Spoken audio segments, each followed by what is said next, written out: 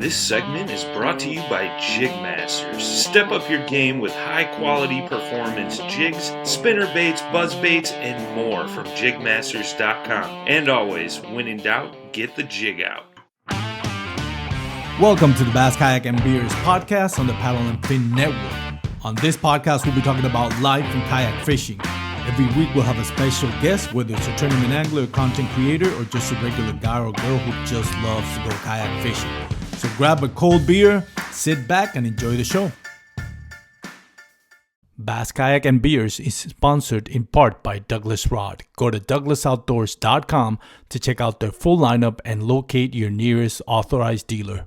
I got the queen, Susie Roloff from Paddle and Fin, joining me today. We're going to be talking about the Jackhammer. You all know the Jackhammer, and if you don't, get out from underneath that rock and stick with the program. Now, but seriously, we're going to talk about jackhammers. And the reason why we want to talk about jackhammers is because obviously it's one of the most popular baits out there. But it's kind of polarizing because of its price point. Jackhammers is essentially a chatterbait that costs about $5, $10 more than any other chatterbait out there, depending on which one you're looking for. But in my opinion, and Susie's opinion too, it is worth every penny. Yes, it's kind of expensive. Yeah, I wish it wasn't that expensive. Yes, Susie and I wish we didn't love it so much because we wouldn't have to spend so much money on it. But it works, and we're going to tell you why it works for us.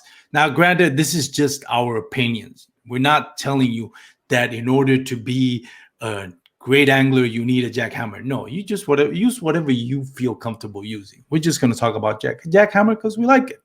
And that's it. Sorry if you don't like the jackhammer. I don't blame you. It's expensive. Susie, so let's start with you. What are the features about the jackhammer that you love and you think that stands out from the rest of the chatterbaits or bladed jigs that are out there? Well, first and foremost, definitely the trailer keeper on it. So most other brands and chatterbait themselves usually only have one or none.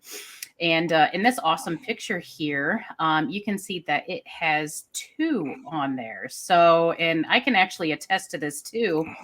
If you look back on my YouTube channel from last late spring, early summer, I was fishing Banner Marsh and used the chatterbait a lot. And I kept the same trailer on there for quite a long time. And I literally had to change it out because like parts of it were just like kind of disintegrating because it gotten bit so much, but like I never actually lost the bait. So that's definitely been an awesome feature for that. Second feature is definitely going to be the different colored blades. Typically you go through the store, you see the silver and gold ones. Well, now Zman has upped the game. They've got black. They've got green. I think do they have red ones yet? Yeah, I think so. With the red one, I think so. Maybe. Not sure though. But I know they also got the clear one with the new Jackhammer. Is it called the Stealth Blade? The Stealth Blade. Yes. Yep. I haven't gotten any of those yet, so I haven't jumped on that train yet. So the different colored blades and then the trailer keepers. Those would definitely be my top features. And then I know one of the main key features that sets the Jackhammer and chatterbait apart from everything else is the blade that is connected to the jig head itself. Yeah, that I think it's the key. The real key, I think, and the real difference about the Jackhammer is the design. And we were trying to do a little research on their patented design, and there was a bunch of information we found, and we figured, well, we might just, yeah. But basically, the gist of it is the Jackhammer has some type of patent with the blade itself. We're going to show you the difference here. I'm sorry. With the blade itself, and also how it attaches to the jig head. And I think that's the key what really sets the Jackhammer apart. And the reason why I say that is, if you look at this picture, the one above is not it's not the Jackhammer. The one below is the Jackhammer. Now on this one, you can tell on the one on the top, there is an O-ring between the blade and the jig. On the Jackhammer, the blade is attached directly to the head. Why is that a big deal? Well, because essentially this O-ring acts like a shock absorber. It mitigates the vibration that is transferring from the blade to the jig head, and the jig head, and therefore the swim bait itself, the trailer, is not going to move as erratically as it would with the Jackhammer. That's the thing about it. If you have like an O-ring in between, that just absorbs all the action. Whereas when it's attached directly, the blade is going to directly affect the jig head, and it's going to affect the movement not only of the jig head, but the trailer as well. It's going to give it more erratic action. The other thing is, because of its blade design, that blade design is perfect. The reason why I say that is, every chatterbait that you throw out there, or a bladed jig that you throw out there, at some point or another, you either have to retrieve it at a certain minimum speed for that blade to engage, or you have to give it that like snap to the rod to have that blade kind of engage from the beginning. Whereas the Jackhammer, as soon as that blade hits the water, it starts vibrating. Even on the downfall, you can feel it on your line. That is, no matter how slow you reel that Jackhammer, that blade is engaged and vibrating. And that's the real key, I think, and the real difference. It gives it that much more action on a trailer and on the jig head itself than any other bladed jig out there. The other thing that I like, and one of the reasons why it's more expensive, is that hook. That is a quality must-have hook, where a lot of the other ones kind of cut costs by using cheaper, less quality hooks, which a lot of people tend to overlook. You start looking at, oh, look how cute it is, look how beautiful it is, oh, it's perfect. The most important thing is that hook. The quality hook is what's gonna land you that big bass. A bladed jig will get hit by any fish, but the hook is the one that's gonna hold it in place. So that's the other thing why that is so important. That quality they bring on that mustad hook. They also have 3 different weights on it. You can have a 3/8, a half ounce, and the 1 1/4 ounce to go deep, which we'll go into that a little bit more later. But to me, those are the real differences, along with what you said, Susie, that makes it stand out above the competition. Mm-hmm. Yep. What about trailers, Susie? Let's talk a little bit about that. What trailers do you use, and how do you implement the trailers? All right. So there are 4 different kinds of trailers that I will use throughout the season. So Armando has some awesome pictures up here first. So the one in the top left, that one is using a Rage Menace. Mm-hmm. And those are probably my second most used one on the Jackhammer, and they're pretty good. So what I like about those is once you get them out of the package, you gotta take the little tails and kind of break them apart because otherwise they won't flutter quite as much. They're just connected with a little piece of the molding on there. But once you get it off of there, then the little tails at the end there, they'll just kind of flutter a little bit, giving it just enough, a little bit of an action, but not too much action. So action on the trailers of the chatterbait are key to the different techniques that you're going to be using, which we'll get to here later on. But yeah, if you want just a little bit of a flutter, I'm going to use the Rage tails. Now, on the bottom left, these are swim bait trailers. And there's, probably a billion different types of swim baits that you can use, brands and whatnot. My favorite is obviously Kayak. And I'll put them on there actually 3 different ways. So the first way I'll put them on there is the normal way, which is what you see in the picture here. So you just put it on there, and that tail will be kicking and kind of almost swimming erratically back behind that chatterbait.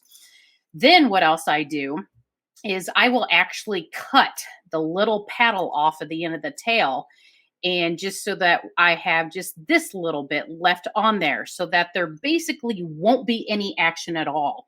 That's if I just want it to kind of look like a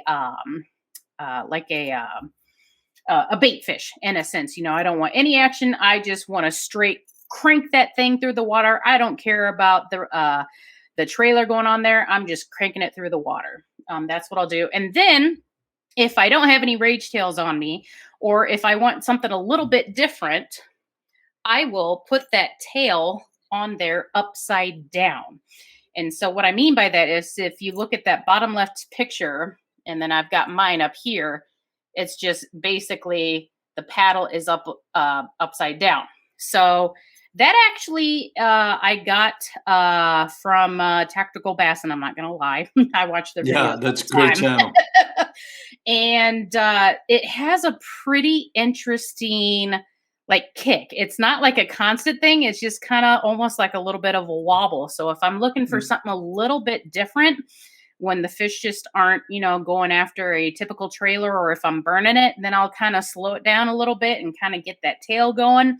Sometimes I'll get a different trigger bait as well. But my number one trailer that I absolutely love is the one in the bottom right corner. That is the Gary Yamamoto Zako. And those things, I think the Zakos and the Jackhammers were just a match made in heaven. I'm just going to be quite honest. I think they perfectly resemble a bait fish or fleeing fish, or whatever you want to call them. The way that the skirts just kind of make that bait kind of look full, and then that tail, it'll kind of be swimming normally. It won't be crazy or anything like that, but it'll just kind of be kicking back and forth there a little bit. It's like just the perfect setup. It's a dream. And then when I want to get a little crazy and unique, or as some people call, let's get weird. If I want something big and want something to just grab that fish's attention, I'm going to put what is called a cowboy behind the end of that thing. And the reason for that is I'll kind of get into more depth as we talk about the retrieval, is when I'm hopping the jackhammer. So those are my top 4 trailers that I'll use almost on any given day. But my top 2, my top 3 are definitely going to be the Zako, the Rage Tail, and then a paddle tail, like Kayak type trailer. That's good information. I am going to go very similar to you, like the same way. I use the Rage Menace, the Rage Tail, and then the Zako. Those are my primary ones that I use. I also use every now and then the Fluke, because like you said, instead of just cutting the paddle on the paddle tail, I like to just use the Fluke because they're cheap. You can get them, with Zoom or some other brand. They're not very expensive. And so that's what I use when I don't want it to have a lot of action. Now, the colors that I use are going to be either pretty much white or black and blue. Every now and then I'll throw in a green pumpkin, like the Rage Tail green or the Kayak, just to give it something different. But primarily the way that I use it is, if I'm going to be swimming it or bouncing it or just rolling it around shallow rock beds, or then I'm going to start using the Rage Menace. And the reason for that is the Rage Menace, that kick and tail gives it more like a crawl-like action. And when you are fishing it and banging it through short, shallow ledges, rocky bottom, that's where usually crawfish are going to be hanging out. So any bass that's hanging around them might be looking for crawfish. So that's what I'll start with. If the water is very clear, I'll throw a white. If it's really dark or muddy, then I'll throw the black and blue. If the water's kind of green, stainish, not very muddy, not very stained, but also not clear enough, then I'll do that little dipping on the chartreuse ink like JJ's Magic or any other, or your preferred brand. That really doesn't matter. But just give it that, if you can see on the picture, that little accent green to kind of make it stand out. If I'm going to use the paddle tail or the fluke, then I'm going to swim it over maybe more like open water where shad, shiners, and bait fish are going to be schooling, because that instead looks more like a bait fish than crawfish. And the Seiko, I only use it if I'm going to be using the 1 1/4 ounce, because the 1 1/4 ounce is what I've gone to go for those deep bass. I used to do the crankbait, the deep diving crankbait, but as you know, Susie, on a kayak, that'll work. That's a workout. I don't care what rod or reel you're using. That is simply a workout. So I was so thankful when Zman came up with the 1 1/4 ounce jackhammer, because you just cast it out. You can bomb it out at that weight, let it flutter down to whatever depth you want it to stay, and then just work the retrieval accordingly. My biggest bass, my personal best, was a 22 3/4 inch bass, and it came on the Seiko, and it came on a deep ledge, just slow rolling it through the bottom. Now, the reason why I do a Seiko only on the 1 1/4 ounce is because I'm fishing deep water. Primarily when bass are that deep, hugging ledges, not open water, but just ledges, a lot of times they're just trying to get out of either the warm water, or if it's on summer, or the cold water when it's on winter, or just simply just hanging out. They're not really looking for bait fish or anything like that. They're just hanging out on the bottom. So having something with a lot of action, a lot of movement may not trigger the bite, because they may be lethargic.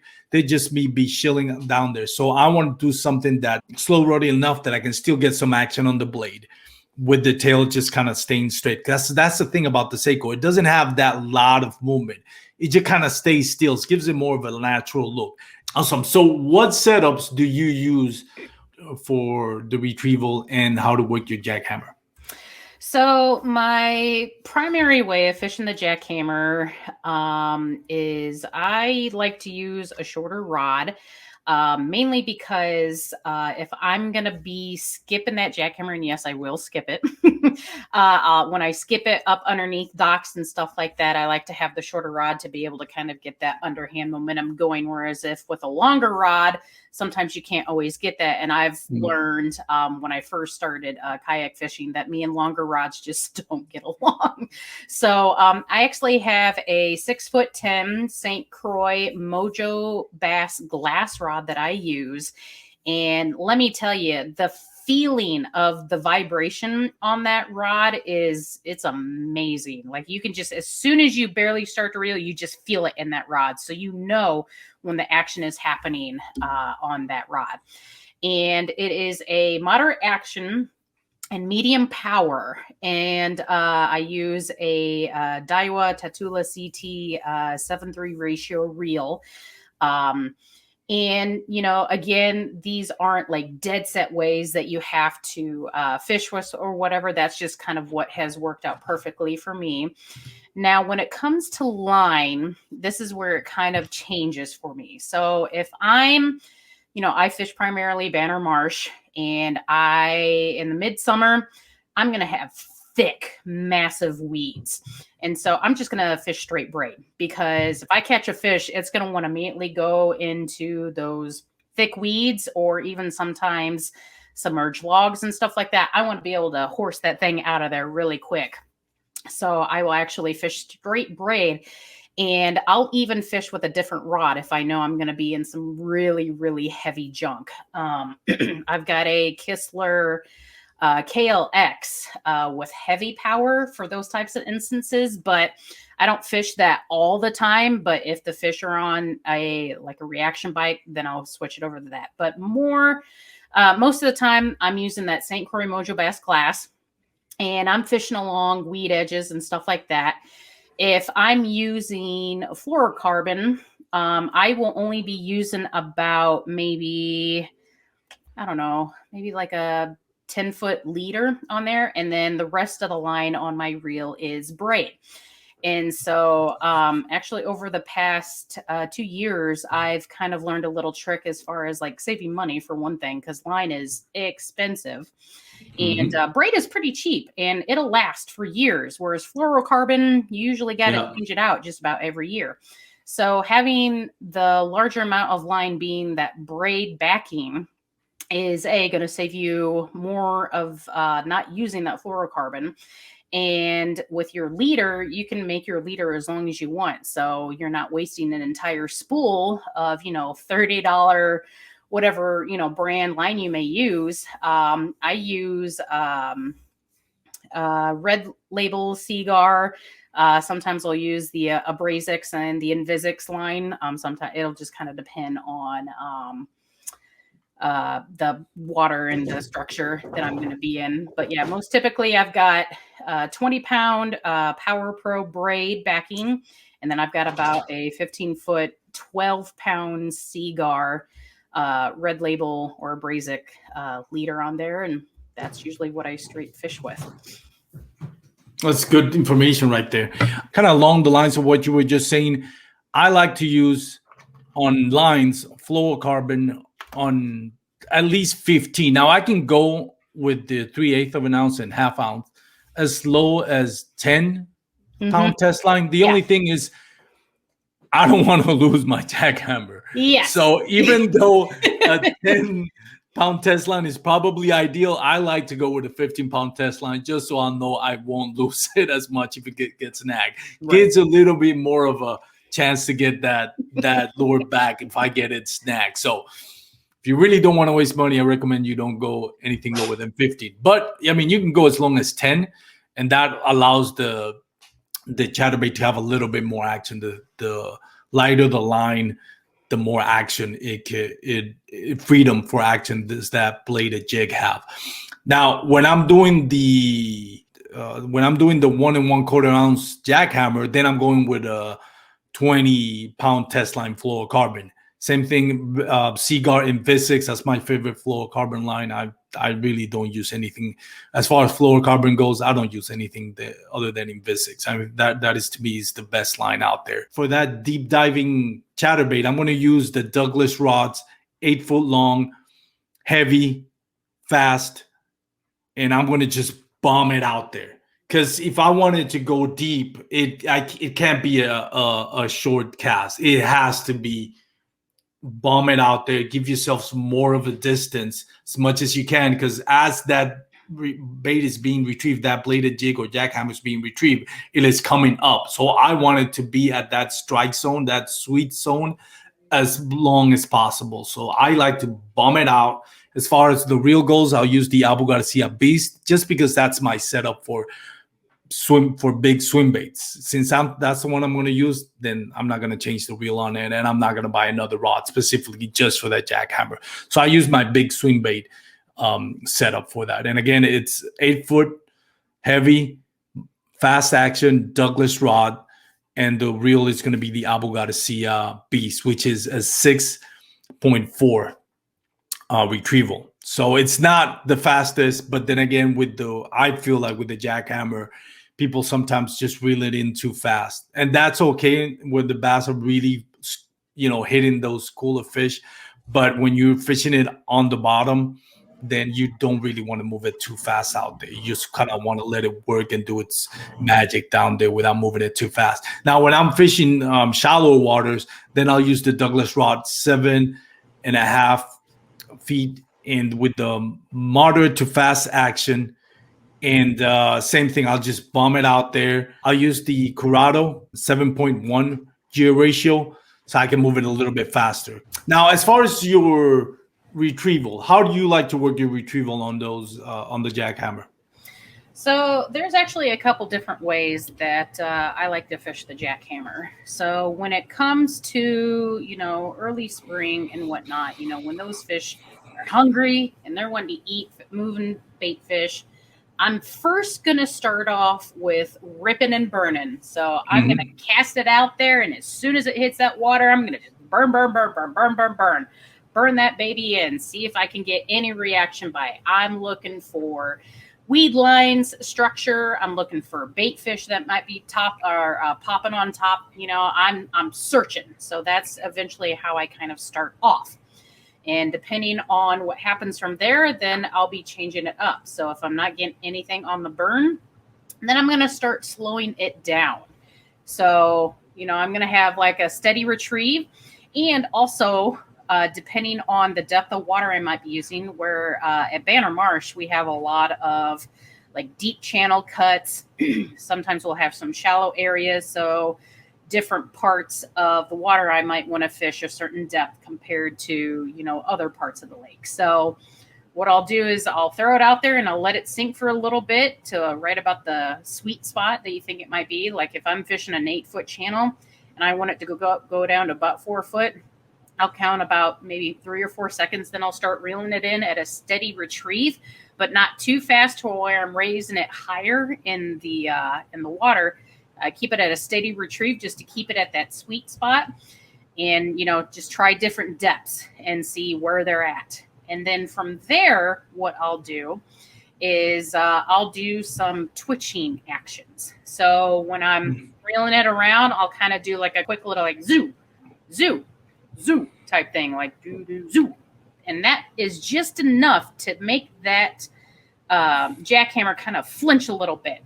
And sometimes that's just enough of a change in that retrieve for a bass to come and attack that bait. Other times, if I'm just, feeling weird again, as people like to say, I will fish that thing so erratically. People will be looking at me like, what are you doing? Like, I'll just be like, zoo, zoo. I'll like raise my rod up and everything to kind of change it. I'll just swim it erratically. And I've gotten hits on it before, it works, so don't be afraid to try something just totally wild and totally crazy. And then the other method, kind of similar to Armando's, is when I'm using the Cowboy, which is this trailer right here. So I'll be kind of focused on deeper water. So, we're talking anywhere. It could be 8 foot, it could be 10 foot, it could be 20 foot, it could be deeper than that. So there's a couple different ways I like to fish deeper water. So when it comes to the Cowboy, I'll throw it out there, let it hit the bottom, and then I'll do what I call like the hop. I'll just bring it up and I'll feel that flutter, and then I'll stop and it'll flutter back down. And then I'll bring it up and let the blade do its magic, and then let it falter back down. Another way that I like to fish it too is kind of like what Armando does, is fish it kind of slow along the bottom. You don't want it, you could have it dragging right across the bottom, or you could just be barely above the bottom where you're just kind of slowly going along and you can kind of feel it hit the bottom once in a little while. But those are a couple different ways that I like to fish the deeper waters as well. Yeah, that's a good. Yeah, and that's exactly what I do too. Like if I'm using we usually want to use like the paddle tail ones, like the Rage Menace, not the paddle tail. I'm sorry. Usually when I'm doing the Rage Menace, since it's kind of like a crawl-like trailer, then I'll usually just bounce it, kind of like a crawfish, bounce it. Now I typically start with, like you said, just burning it, throwing out there and burning it. If I'm not getting bites that way, then that's when I'm gonna switch to that yo-yo retrieval. Just kind of like lift the rod tip, let it fall, lift the rod tip, let it fall. That's usually on rocky bottoms and on shallow rocky bottoms. If I'm gonna be on the open water, then I'm gonna use, like I said, the Rage Menace. On that aspect, same thing. I'll just start with a fast retrieval, burn it, see if I get anything. If not, I won't yo-yo it as much because it's open water. But what I do like to do is kind of like give it that jerk bait motion where I just like retrieve and boom, just whip that rod.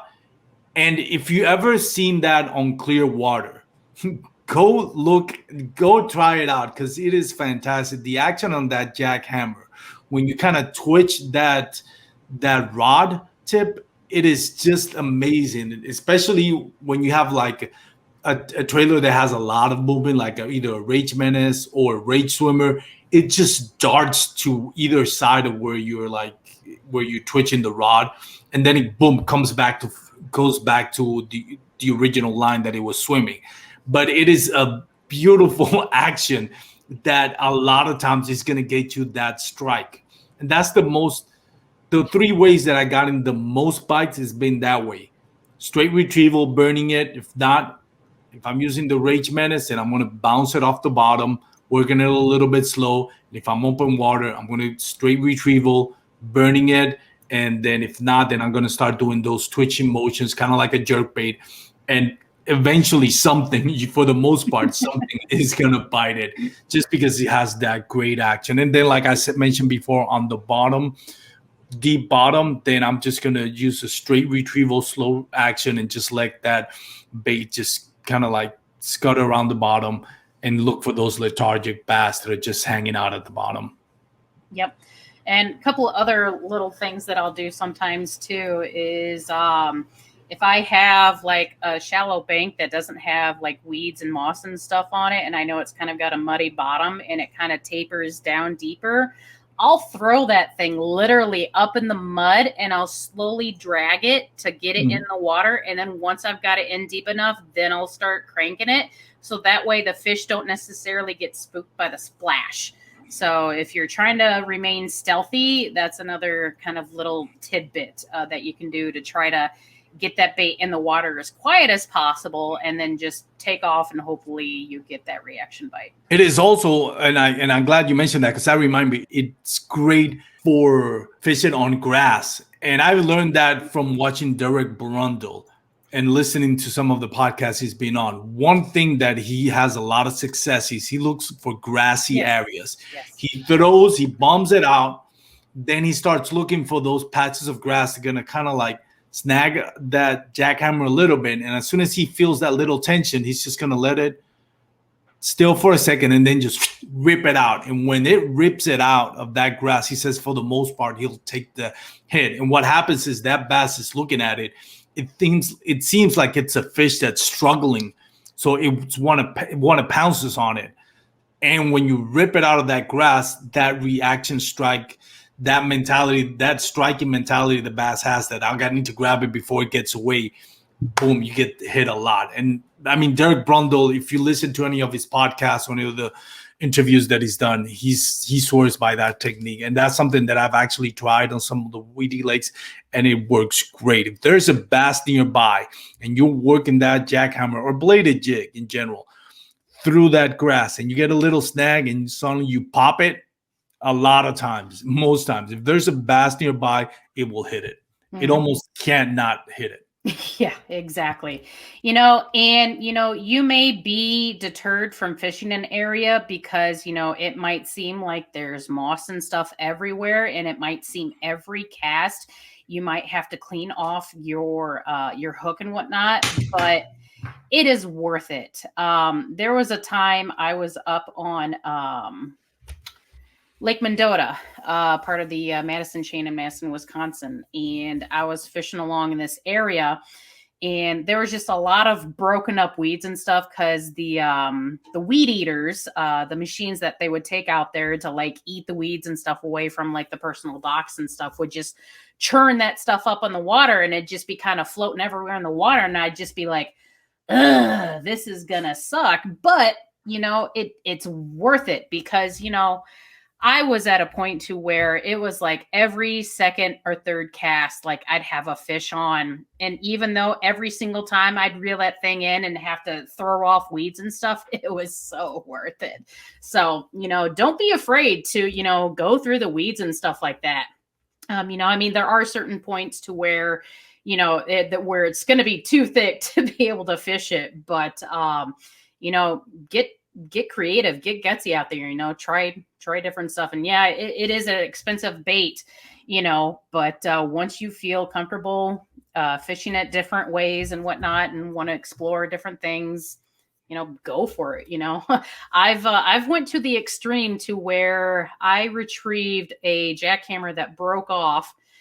I was in like a little clear patch of water, and there was like a log that I didn't quite see because the water was kind of murky. And I remember like ripping it through the water, and then all of a sudden, it stops, and I'm like, oh, and then it snapped my line because I whipped really hard thinking it was a bass. And luckily enough, I was able to reach my net down and hook it on the net and retrieve it. So I'll go to kind of extensive lengths sometimes to retrieve it because of how expensive they are. But they're worth it. Yeah, I've actually had one that I lost, and then I did another cast with another jackhammer.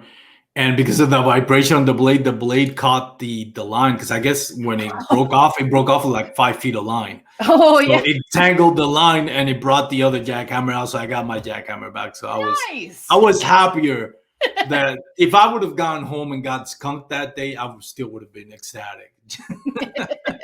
Right. But anyways, Susie, thank you so much for joining us. Catch Susie on the Adventures with Outdoor Woman. Let me try that. I'll edit this part out. So, Susie, thank you so much for joining me. You can catch Susie on Adventures of Outdoor Woman podcast. every other Saturday on the Paddle and Fin Network. And you can also listen to my podcast. It's every Wednesday on the Paddle and Fin Network. And again, title of my podcast is Bass, Kayak, and Beers. So this has been Armando and Susie giving you the tips, tricks, and techniques to rip more lips. I stole out that show. So anyways, this has been the Bass, Kayak, and Beers. Subscribe to the channel. Hit that bell notification. Get notified every time there's a new video. Thank you for joining me and watching our video. Have a great day, everyone. Bye. Thanks for tuning in to another killer episode on Paddle and Fin. Don't forget to go check out our website at paddle_and_fin.com. Don't forget to check out the YouTube channel at Paddle and Fin. If you got a question, comment, want to hear from a future guest on a future episode, feel free to email us at paddle_and_fin@gmail.com. Don't forget to follow us on social media at Paddle and Fin on Facebook and Instagram. Shout out to our show supporters, Angler. The Angler button and app just makes for a better time on the water and creates a virtual logbook for every fishing outing out on the water. Shout out to Rocktown Adventures, located in Northern Illinois, for all your kayaking, camping, and hiking needs. Shout out to Jigmasters Jigs. When in doubt, get the jig out. Go to jigmasters.com